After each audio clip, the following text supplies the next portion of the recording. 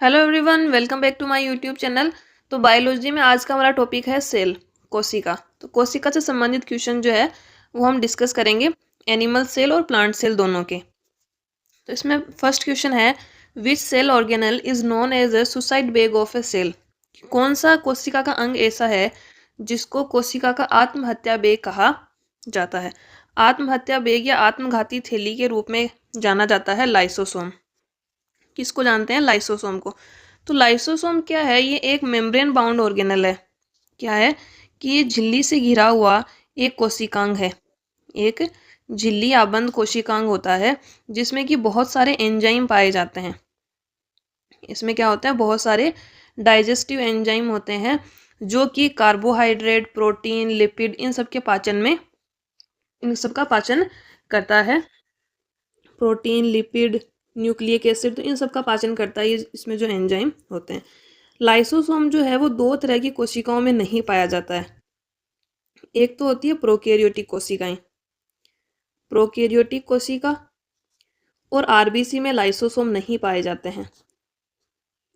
और आरबीसी में लाइसोसोम नहीं पाए जाते हैं। तो जब भी कोई कोशिका है वो क्षतिग्रस्त हो जाती है तो उसमें जो उपस्थित लाइसोसोम है वो क्या होते हैं? फट जाते हैं, और वो अब जो उसके एंजाइम होंगे वो अपनी ही कोशिका का पाचन कर लेते हैं। इसलिए लाइसोसोम को कोशिका की आत्मघाती थैली कहा जाता है। तो हमने क्या क्या बात की कि जो लाइसोसोम है ये एक मेम्ब्रेन बाउंड ऑर्गेनल होता है। इसमें बहुत सारे डाइजेस्टिव एंजाइम होते हैं जो कि प्रोटीन, लिपिड, कार्बोहाइड्रेट, न्यूक्लिक अम्ल इन सब का पाचन करता है। लाइसोसोम प्रोकैरियोटिक कोशिका, और जो परिपक्व आरबीसी होती है, मेच्योर आरबीसी, इसमें जो मेच्योर आरबीसी होती हैं उनमें ये नहीं पाया जाता है। और जब भी कोई कोशिका डैमेज हो जाती है तो उसमें उपस्थित लाइसोसोम क्या होंगे? फट जाएंगे, और वो अपनी ही कोशिका के अंगों का पाचन करने लगते हैं। इसलिए इसको suicide bag of a cell कहा जाता है। नेक्स्ट क्वेश्चन है, what is the similarity between fermentation in yeast and anaerobic respiration taking place muscle cells of human. तो जो यीस्ट में फर्मेंटेशन की प्रोसेस होती है और मानव की पेशी, जो मांसपेशियां होती हैं, उन कोशिकाओं में जो एनारोबिक श्वसन होता है, यानी कि वायु की अनुपस्थिति में जो श्वसन होता है उसको बोलते हैं एनारोबिक रेस्पिरेशन। उन दोनों के बीच में क्या समानता है? तो यदि जो यीस्ट में फर्मेंटेशन होता है उसमें जो शुगर डेरिवेटिव होते हैं वो एथेनॉल में चेंज होते हैं, एथेनॉल और CO2 में। और एनारोबिक रेस्पिरेशन में भी रेस्पिरेशन कैसा होता है? एयर की अब्सेंस में होता है। तो इन दोनों में ये समानताएं हैं कि ये दोनों साइटोप्लाज्म में होते हैं। किस में होते हैं? साइटोप्लाज्म में। तो इसमें हो जाएगा ऑप्शन बी। अगला क्वेश्चन है, in the of the cell pyruvate is formed from glucose. कि कोशिका के कौन से अंग में ग्लूकोज से पाइरुवेट बनता है? तो ग्लूकोज से पाइरुवेट बनने की जो प्रोसेस है उसको बोलते हैं ग्लाइकोलाइसिस। क्या बोलते हैं? ग्लाइकोलाइसिस प्रोसेस में ग्लूकोज से पाइरुवेट बनता है, और ये प्रक्रिया जो है ये साइटोप्लाज्म में होती है। कहाँ पर होगी? साइटोप्लाज्म में होती है। तो इसका आंसर हो जाएगा ऑप्शन ए। इसके बाद जो पाइरुवेट बना है वो जब माइटोकॉन्ड्रिया में एंट्री करेगा, माइटोकॉन्ड्रिया में प्रवेश करेगा, तो वो किस में चेंज हो जाएगा? वो CO2 प्लस वाटर में चेंज हो जाता है। तो एक तो हमने बात की ग्लाइकोलाइसिस जो कि साइटोप्लाज्म में होता है, वहाँ पर ग्लूकोज से पाइरुवेट बनता है। उसके बाद पाइरुवेट माइटोकॉन्ड्रिया में एंट्री करेगा, वहाँ पर ये पाइरुवेट CO2 प्लस वाटर में चेंज हो जाएगा। नेक्स्ट क्वेश्चन है, selectively permeable membrane are those the allow penetration of. चयनात्मक रूप से पारगम्य झिल्ली वे होती हैं जो किन अणुओं को प्रवेश की अनुमति देती हैं। तो जो पारगम्य झिल्ली होती है वो सिर्फ जो विलायक के अणु होते हैं, सोलवेंट मॉलिक्यूल्स होते हैं, उनको अनुमति देती है। वो पारगम्य झिल्ली से जो है उसको पार करके जो है अंदर जा सकते हैं, लेकिन जो विलयन के अणु होंगे उनको वो प्रवेश की अनुमति नहीं देती है। तो फर्स्ट ऑप्शन में दे रखा है कि न तो विलायक और न ही विलयन अणु, तो ये तो गलत है। विलायक के अणुओं को ये जो है परमिट करती है पेनिट्रेशन के लिए। ऑप्शन बी है केवल विलायक अणुओं को लेकिन विलयन अणुओं को नहीं। तो इसमें ऑप्शन बी सही हो जाएगा। नेक्स्ट क्वेश्चन है, which cell organelle detoxifies toxins and drugs. कौन सा कोशिका अंग विषाक्त पदार्थों और दवाओं को नष्ट करता है? तो एक ऐसा कोशिकांग जो कि हमारे बॉडी में टॉक्सिक एलिमेंट्स होते हैं और जो भी मेडिसिन होती हैं उनको नष्ट करने का काम करता है एंडोप्लाज्मिक रेटिकुलम। कौन करता है? एंडोप्लाज्मिक रेटिकुलम जो है वो विषाक्त पदार्थों और दवाओं को नष्ट करता है। अगला क्वेश्चन है, why are mitochondria considered as a weird organelle? Mitochondria को अजीब कोशिकांग क्यों माना जाता है? क्योंकि माइटोकॉन्ड्रिया जो है उसमें जो है खुद का डीएनए पाया जाता है। जो कि हमारी सेल होती है, सेल में डीएनए पाया जाता है, लेकिन सभी जो सेल के कोशिकांग होते हैं उनमें डीएनए नहीं पाया जाता है। लेकिन दो कोशिकांग ऐसे हैं जिनमें कि खुद का डीएनए पाया जाता है। एक तो माइटोकॉन्ड्रिया, दूसरा होता है प्लास्टिड। प्लास्टिड जो है वो प्लांट सेल में होता है और माइटोकॉन्ड्रिया किस में होता है? एनिमल सेल में। तो इसमें देखते हैं, पहला ऑप्शन दे रखा है क्योंकि वे सूक्ष्म जीवों को पचा सकते हैं, तो ये तो ऑप्शन गलत दे रखा है। बी है क्योंकि उनमें राइबोसोम और डीएनए होते हैं, तो इसमें ऑप्शन बी सही होगा। क्योंकि कोशिका अंग में सिर्फ माइटोकॉन्ड्रिया ऐसा, यदि हम एनिमल सेल की बात करें तो उसमें खुद का डीएनए पाया जाता है। नेक्स्ट क्वेश्चन है, apart from the nucleus of the cell which two cell organelles have their own DNA and ribosome? कोशिका के नाभिक के अलावा कौन से दो कोशिका अंगों में अपना डीएनए और राइबोसोम होते हैं? तो कौन कौन से दो अंग हैं? एक तो है माइटोकॉन्ड्रिया, कौन सा है? माइटोकॉन्ड्रिया, और दूसरा है प्लास्टिड, दूसरा है प्लास्टिड। तो माइटोकॉन्ड्रिया जो है ये एनिमल और प्लांट सेल दोनों में पाया जाता है, एनिमल प्लस प्लांट सेल। और जो प्लास्टिड हैं वो ओनली प्लांट सेल में पाया जाता है। ये माइटोकॉन्ड्रिया तो है वो जंतु कोशिका और पादप कोशिका दोनों में पाया जाएगा, लेकिन प्लास्टिड जो है वो सिर्फ पादप कोशिका में होता है। तो किन किन दो कोशिकाओं में अपना खुद का डीएनए और राइबोसोम होते हैं? Plastid and mitochondria. नेक्स्ट है, which molecule is known as the energy currency of the cell? कौन सा अणु कोशिका का ऊर्जा मुद्रा कहलाता है? तो कोशिका की एनर्जी करेंसी कहा जाता है एटीपी को। किसको कहते हैं? एटीपी को कहते हैं। तो इसमें हो जाएगा ऑप्शन सी। और एटीपी का फुल फॉर्म क्या होता है? Adenosine triphosphate. क्या हो जाएगा? Adenosine triphosphate. तो कोशिका की एनर्जी करेंसी कौन सी होती है? ATP, adenosine triphosphate. नेक्स्ट है, which of the following cellular components are known as the protein factories of a cell? निम्नलिखित में से कौन से कोशिकीय घटक कोशिका की प्रोटीन फैक्ट्री के रूप में जाने जाते हैं? तो प्रोटीन फैक्ट्री की हम बात करें तो प्रोटीन फैक्ट्री के रूप में जाने जाते हैं राइबोसोम। कौन से जाने जाते हैं? राइबोसोम। राइबोसोम जो है वो आरएनए प्लस प्रोटीन के बने होते हैं और ये कोशिका में प्रोटीन संश्लेषण का कार्य करते हैं। क्या करते हैं? कोशिका में प्रोटीन संश्लेषण। और किसके बने होते हैं? आरएनए प्लस प्रोटीन के बने होते हैं राइबोसोम, और इनको कोशिका की प्रोटीन फैक्ट्री कहा जाता है। इसमें हो जाएगा ऑप्शन ए। नेक्स्ट क्वेश्चन है, some features of a prokaryotic cell are mention below, select the incorrect option. कि प्रोकैरियोटिक कोशिका की हमें कुछ विशेषताएं दी गई हैं, उनमें से कौन सा गलत कथन है वो बताना है। ऑप्शन ए है, झिल्ली द्वारा घेरित कोशिकांग उपस्थित, यानी कि जो कोशिका अंग है उनके बाहर एक झिल्ली पाई जाती है, ये कह रहा है। तो इसमें जो है ये गलत दे रखा है, क्योंकि जो प्रोकैरियोटिक कोशिका होती हैं उनमें कोशिकांग के बाहर झिल्ली नहीं पाई जाती है। तो इसमें जो ऑप्शन ए है वो इनकरेक्ट है। बाकी जो प्रोकैरियोटिक कोशिका होती हैं वो बहुत छोटे आकार की होती हैं और इनका नाभिकीय क्षेत्र जो होता है उसको केंद्राकाप बोलते हैं, और इनमें सिंगल थ्रेड डीएनए पाया जाता है। जैसे कि जो यूकेरियोटिक कोशिका होती हैं उनमें कौन सी डीएनए संरचना पाई जाती है? द्विगुणित डीएनए पाया जाता है। लेकिन जो यूकेरियोटिक कोशिका होती हैं उनमें सिंगल थ्रेड डीएनए पाया जाता है और इनकी साइज़ भी बहुत छोटी होती है, ऑलमोस्ट 0.1 mm से 10 mm तक इनकी साइज़ होती है। और इनमें जो है कोशिकांग होते हैं उनमें बाहर की तरफ मेम्ब्रेन नहीं पाई जाती है, तो इसमें ऑप्शन ए गलत है। नेक्स्ट क्वेश्चन है, where are waste products stored within a plant cell? एक पौधे की कोशिका में अपशिष्ट पदार्थ कहाँ संग्रहित होते हैं? तो जो प्लांट सेल होती है उसमें वेस्ट प्रोडक्ट उसके वैक्यूल्स में स्टोर होते हैं। कहाँ पर स्टोर होते हैं? वैक्यूल्स में। अगला क्वेश्चन है, chlorophyll pigment is present in which of the following components of a cell? Chlorophyll pigment कोशिका के निम्नलिखित घटकों में से किस में उपस्थित होता है? तो क्लोरोफिल पिगमेंट जो है वो क्लोरोप्लास्ट में प्रेजेंट होता है। किसमें होता है? क्लोरोप्लास्ट में। नेक्स्ट क्वेश्चन है, what is the sub unit composition of prokaryotic ribosome? Prokaryotic ribosome का उपयौगिक संरचना क्या है? तो प्रोकैरियोटिक जो राइबोसोम होते हैं उनकी उपयौगिक संरचना होती है 50s और 30s। कौन सी हो जाएगी? 50s and 30s। Next question है, which of the following cellular components is absent in most of the prokaryotes? निम्नलिखित में से कौन सा कोशिका घटक अधिकांश प्रोकैरियोट्स में अनुपस्थित होता है? ये जो प्रोकैरियोटिक कोशिकाएं जिनमें पाई जाती हैं तो उनमें कौन सा कोशिका अंग अनुपस्थित होता है? तो इसकी हम बात कर चुके हैं। प्रोकैरियोटिक कोशिकाओं में नाभिक की झिल्ली नहीं पाई जाती है, न्यूक्लियर मेम्ब्रेन नहीं होती है। प्रोकैरियोट में कौन कौन आते हैं? जैसे कि नील हरित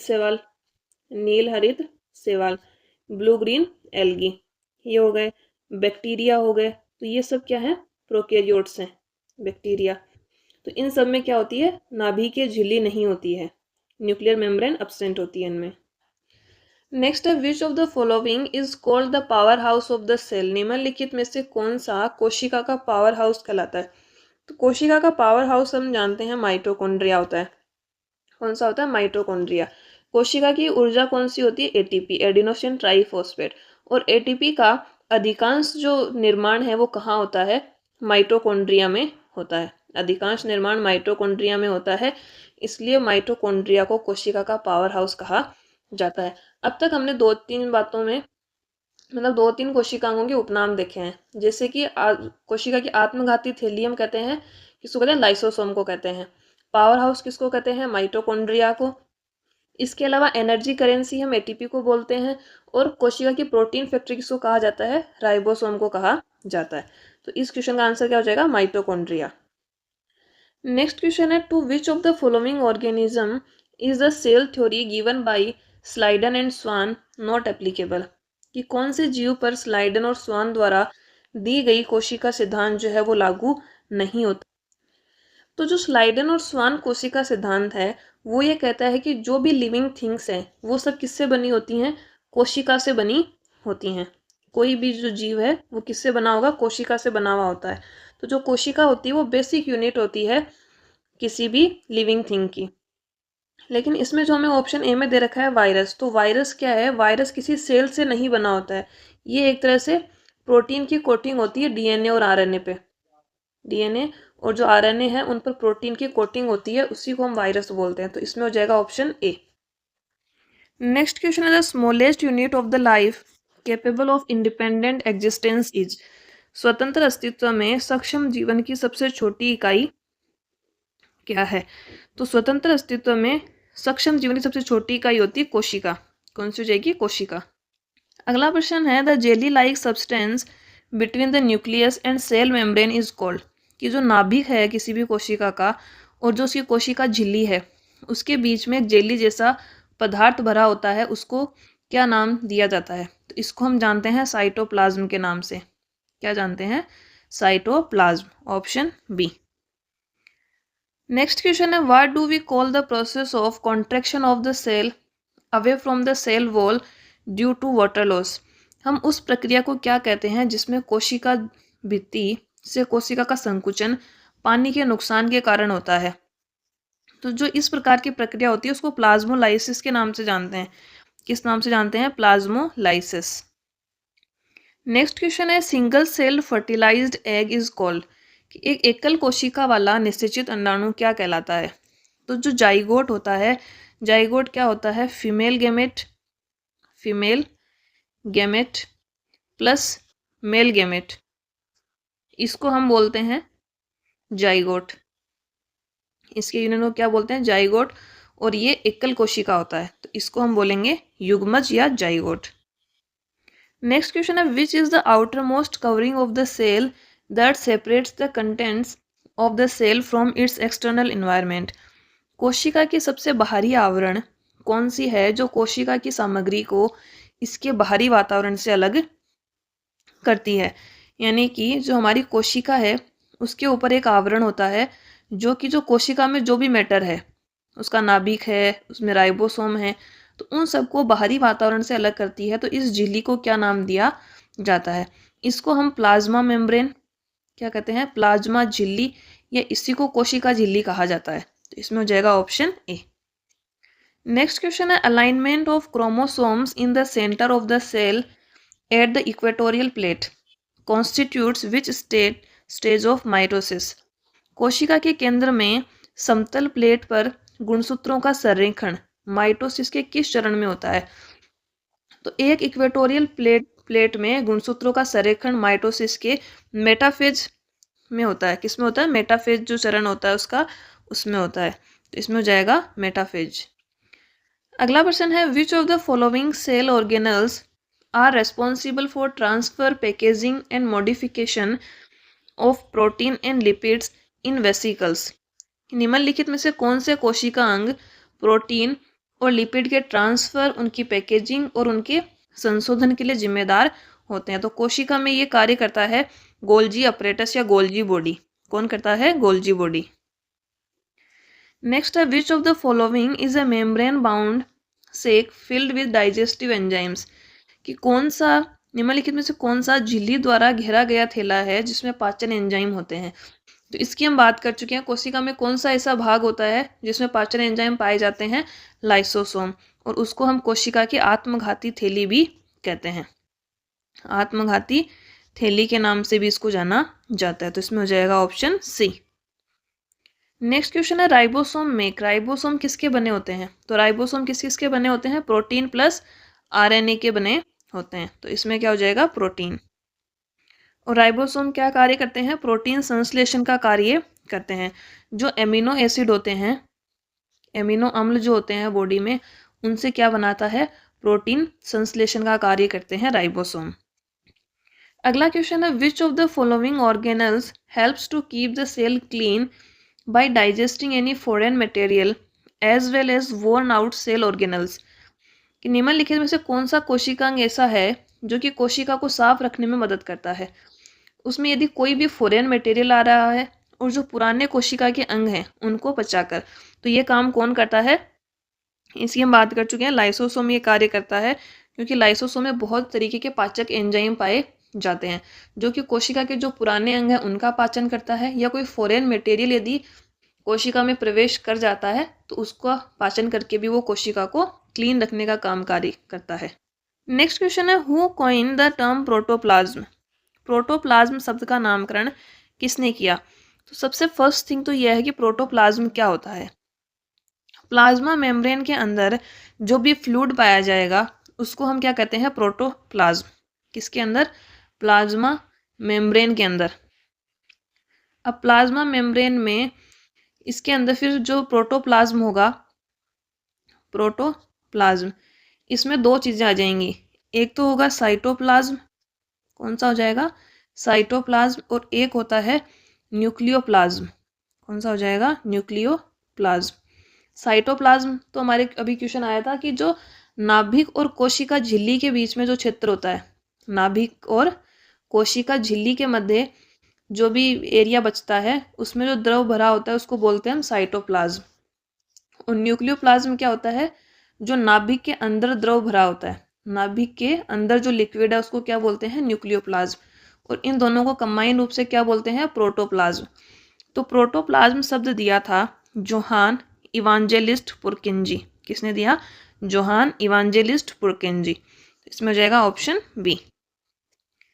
अगला क्वेश्चन है when there is a lack of oxygen in our muscle cells the breakdown of pyruvate takes place and it is converted into. कि जो हमारी जो मांसपेशी की कोशिकाएं हैं उनमें ऑक्सीजन की कमी हो जाए तो पाइरूवेट का विघटन होगा और ये किस में परिवर्तित होगा? तो यदि ऑक्सीजन की कमी हो जाएगी तो यहाँ पर एनारोबिक रेस्पिरेशन होगा। कौन सा होगा? अवायवीय श्वसन होगा।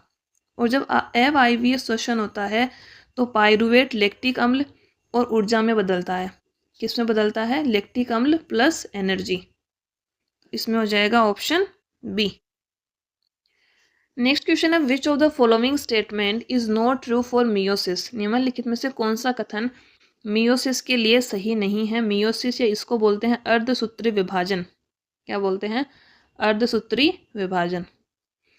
तो फर्स्ट स्टेटमेंट है कि मियोसिस 2 चरणों में होता है, तो ये तो इसमें सही है। मियोसिस फर्स्ट और मियोसिस सेकेंड, 2 चरणों में ये होता है। तो फर्स्ट स्टेटमेंट हमारा सही है। दूसरा है कि मियोसिस के परिणाम स्वरूप परिणामी कोशिकाओं में गुणसूत्रों की संख्या दुगुनी हो जाती है। जबकि मियोसिस में क्या होता है कि हम मान लें कि ये सेल थी, इसमें 46 क्रोमोसोम थे यदि, तो जब ये डिवाइड होगी तो इसमें गुणसूत्रों की संख्या आधी रह जाती है। तो कितनी होगी? 23 हो जाएगी। तो दोगुनी ना होकर कितनी होती है? आधी हो जाती है। तो इसमें ऑप्शन बी इनकरेक्ट है। सी दे रखा है कि मियोसिस के दौरान माता पिता कोशिकाओं के जीन परिणामी कोशिकाओं में मिल जाते हैं।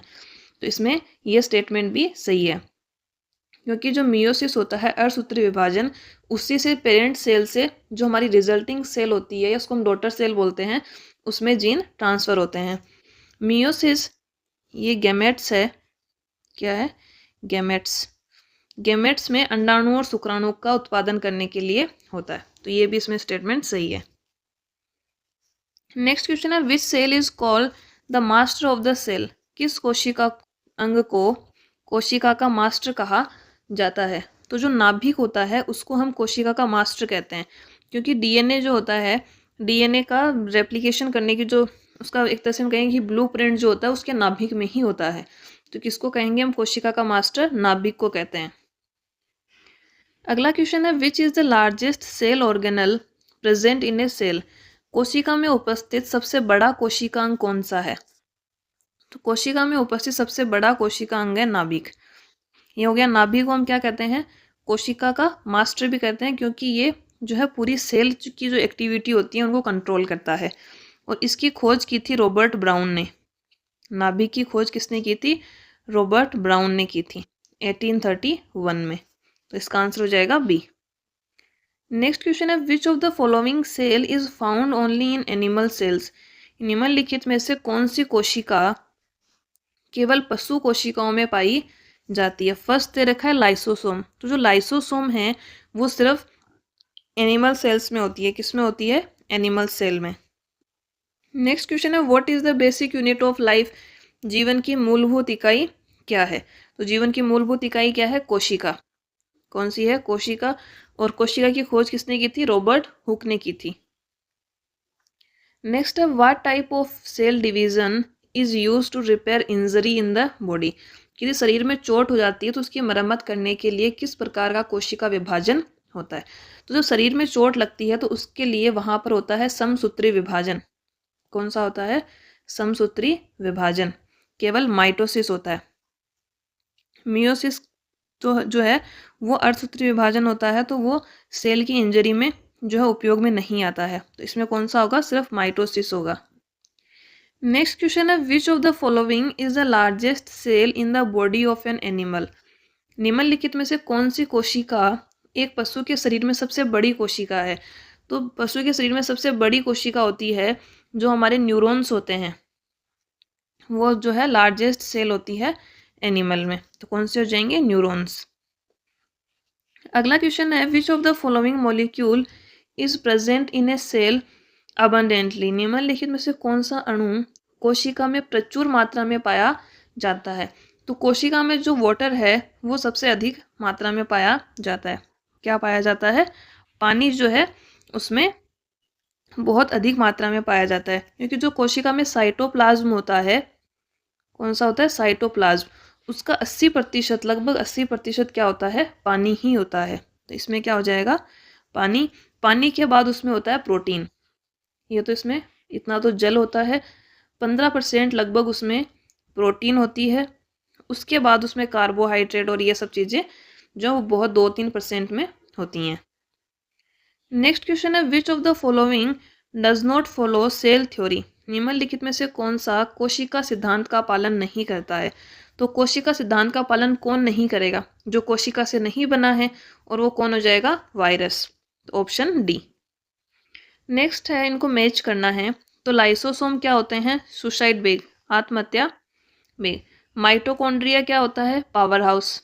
और डीएनए क्या होता है? डीएनए में हो जाएंगे क्रोमोसोम। तो फर्स्ट में सी, तो 2 ऑप्शन तो कट। सेकंड में क्या है? बी। सेकंड में बी, तो हमारा ऑप्शन बी करेक्ट हो जाएगा।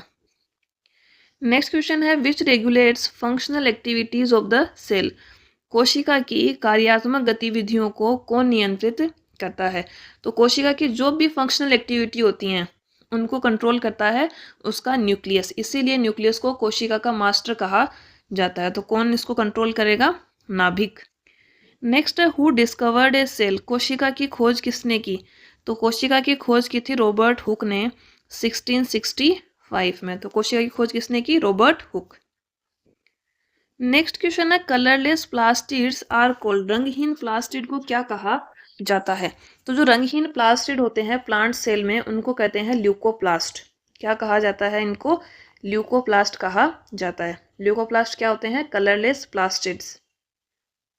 नेक्स्ट क्वेश्चन है, when you put a plant cell, fungal cell और bacterial cell in a very dilute external medium, कि जो एक तो हमने कौन सी लिया? प्लांट सेल लिए, पौधे की कोशिका, एक लिए कवक कोशिका और एक ली है बैक्टीरिया की कोशिका, जो कि उनको क्या किया है? बहुत पतले हमने एक बाहरी माध्यम में रखा है, बहुत ही डाइल्यूट है। नेक्स्ट ये कह रहा है कि द प्लांट सेल और fungal cell will absorb water but will not burst, whereas animal cell will burst. कि जो पौधे की कोशिका है और कवक कोशिका है वो पानी अवशोषित करती हैं लेकिन वो फटती नहीं है, जबकि जो जानवर की कोशिका होती है वो फट जाती है।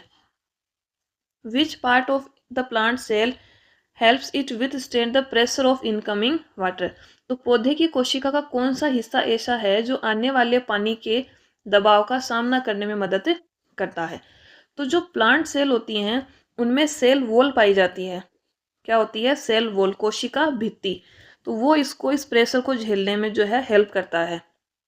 जबकि जो एनिमल सेल होती हैं उनमें सिर्फ कोशिका झिल्ली पाई जाती है एक, जबकि जो प्लांट सेल होती हैं उनमें कोशिका झिल्ली के ऊपर एक सेल वॉल भी पाई जाती है। तो इसमें हो जाएगा ऑप्शन ए। नेक्स्ट क्वेश्चन है, which of the following organelles are present only in plants? निम्नलिखित में से कौन से कोशिकांग हैं जो केवल पौधों में पाए जाते हैं? तो इनमें से जो प्लास्टिड है वो सिर्फ पौधे की कोशिका में पाए जाते हैं। क्या पाए जाएंगे? प्लास्टिड। नेक्स्ट क्वेश्चन है, which of the following stores starch, protein and oil granules in a plant cell? कि जो पौधे की कोशिका होती है उसमें स्टार्च, प्रोटीन और तेल के कणों का भंडारण कौन करता है? तो पौधे की कोशिका में स्टार्च, प्रोटीन और जो ऑयल ग्रेन्यूल्स हैं उनको स्टोर करता है ल्यूकोप्लास्ट। कौन सा करता है? ल्यूकोप्लास्ट। और ल्यूकोप्लास्ट के बारे में हमने एक चीज़ और पढ़ी थी। क्या पढ़ा था? कि ये कलरलेस प्लास्टिड होते हैं। क्या होते हैं? कलरलेस प्लास्टिड होते हैं। तो इसमें हो जाएगा ऑप्शन सी। अगला क्वेश्चन है, why do plants have low energy needs? कि जो पौधे होते हैं उनमें ऊर्जा की आवश्यकता क्यों कम होती है? तो पौधे जो हैं वो स्टेशनरी हैं, एक जगह पर फिक्स हैं, उनमें ना मूवमेंट हो रहा है, तो उनमें क्या होता है? एनर्जी लॉस कम होता है, तो उनमें एनर्जी की ज़्यादा रिक्वायरमेंट नहीं है। और जब वो स्टेशनरी हैं एक स्थान पर, तो उसको एक स्थान पर स्थिर रहने के लिए उसमें जो उसकी कोशिकाएं होती हैं वो डेड सेल्स होती हैं, उसमें अधिकतर कोशिकाएं उसकी मृत कोशिकाएं होती हैं जो कि उसको एक जगह पर फिक्स रखती हैं और उसको जो है ज़्यादा ऊर्जा की आवश्यकता नहीं पड़ती। तो पहला ऑप्शन दे रखा है क्योंकि वे ऑक्सीजन का उत्पादन करते हैं। सेकंड है क्योंकि वे केवल ऊंचाई में वृद्धि करते हैं, ये भी नहीं है।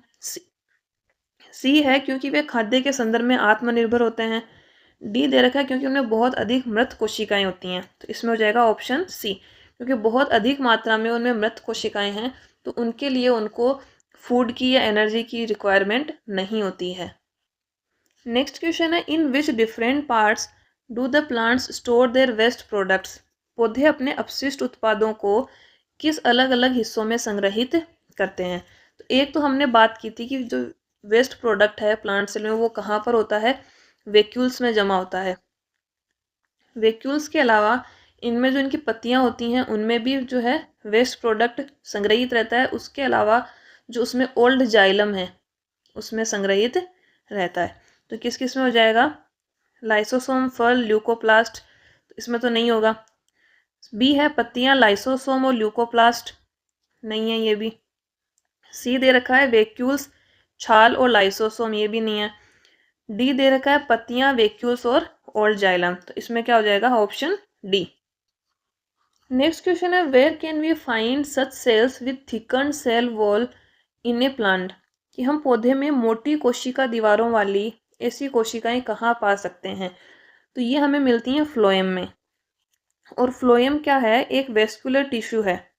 फ्लोएम एक वेस्कुलर टिश्यू है जो कि वेस्कुलर प्लांट्स में मिलता है, और ये जो पौधे का भोजन है, फूड है, उसको ट्रांसपोर्ट करने में काम में आता है। उसको ट्रांसपोर्ट करता है फ्लोएम। तो फ्लोएम में जो कोशिका होती हैं उनकी कोशिका भित्ति मोटी पाई जाती है। नेक्स्ट क्वेश्चन है, what is the main difference observe between a slide of human cheek cells and a slide of onion peel when viewed under a compound microscope. कि जब हम एक मानव की गाल की कोशिका और प्याज के छिलके की कोशिका को यौगिक माइक्रोस्कोप के तहत देखते हैं तो हमें क्या मुख्य अंतर दिखाई देता है। पहला दे रखा है कि गाल कोशिकाओं में प्लास्टिड का उपस्थित होना, तो ये तो पूरी तरीके से ही गलत है, क्योंकि जो प्लास्टिड होता है वो ओनली प्लांट सेल में पाया जाएगा। तो जो गाल कोशिका हो तो एनिमल सेल है, तो उसमें प्लास्टिड जो है प्रेजेंट नहीं होगा। बी दे रखा है प्याज की छिलके की कोशिका में कोशिका दीवार का उपस्थित होना, तो इसमें जो है ये वाला करेक्ट है, क्योंकि जो प्लांट सेल होगी उसमें क्या होगा, उसमें कोशिका भित्ति या कोशिका दीवार पाई जाएगी कोशिका झिल्ली के बाहर।